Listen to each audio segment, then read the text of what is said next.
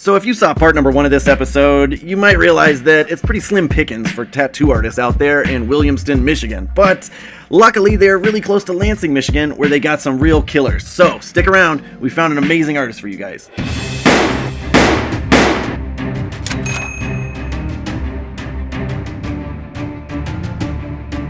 Hello, welcome to the show. This is Hack Hunter, where we review some of the best and worst tattoo artists in your cities. Now, this week we're heading out to Lansing, Michigan, where we found an amazing artist we had to showcase. So, without further ado, stick around for James Hurley.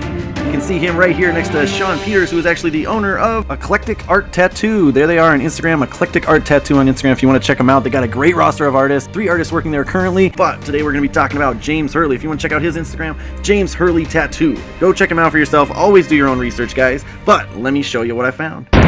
Boom! We're kicking it off with this Cthulhu. I just love it. First off, he did a great job with the color theory here. This green primary tone that he used here, it contrasts so well to these undertones of purple and lavender, and it just really makes this thing pop, especially from a distance.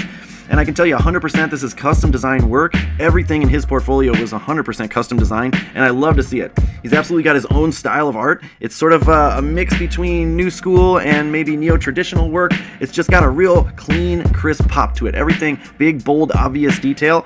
Very clean color blending, saturation. It was all very much on point. So I loved looking through his portfolio, especially like this Valkyrie piece here. He does a great job at compiling sleeves and large pieces, and that was the most impressive stuff to me. A lot of his stuff just fit the part of the body very, very well. Like this owl here, he custom designed this to fit this leg perfectly.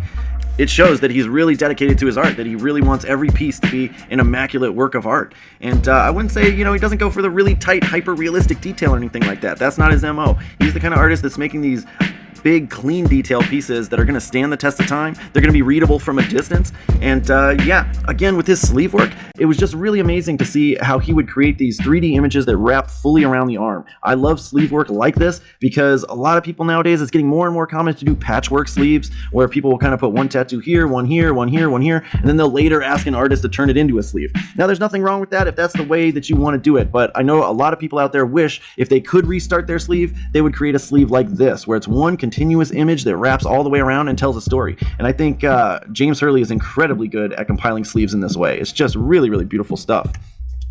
Now here's a piece. I had to show this because although it's just a simple little corn on the cob here, I think he just made some very intelligent choices here. First off, with this sort of sun halo up here, I like that he didn't just fill it in solid, he kind of faded it so that the corn stands out a little bit more there. It looks like there's a light emanation coming off of it.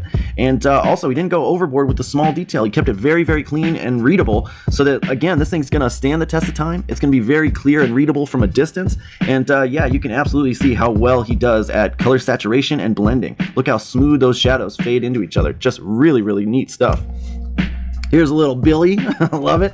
Again, he did not much detail on these small flowers. He kept those really kind of like an Americana style, but you can tell that he absolutely knows how to do the small detail when it comes to the hair work in this goat.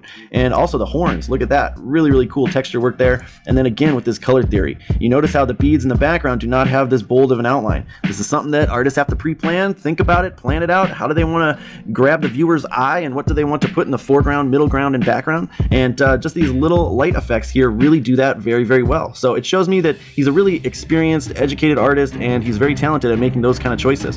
So 100%, if you're looking for this type of work out there near Lansing, Michigan, James Hurley absolutely goes on our approved list. Definitely go check him out. Here's some more of his work if you want to see it. Otherwise, go check out part number 1 if you haven't seen it, or we'll see you in the next city, guys. Bye-bye.